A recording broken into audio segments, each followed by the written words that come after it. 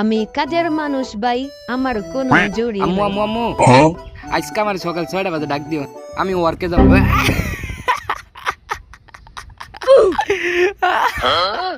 হ্যাঁ বলো, সকাল 6টা বাজে উঠবো।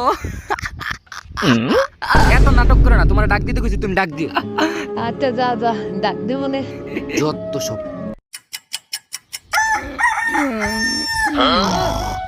আরে মামা নাই, উঠ, 6টা বাজে।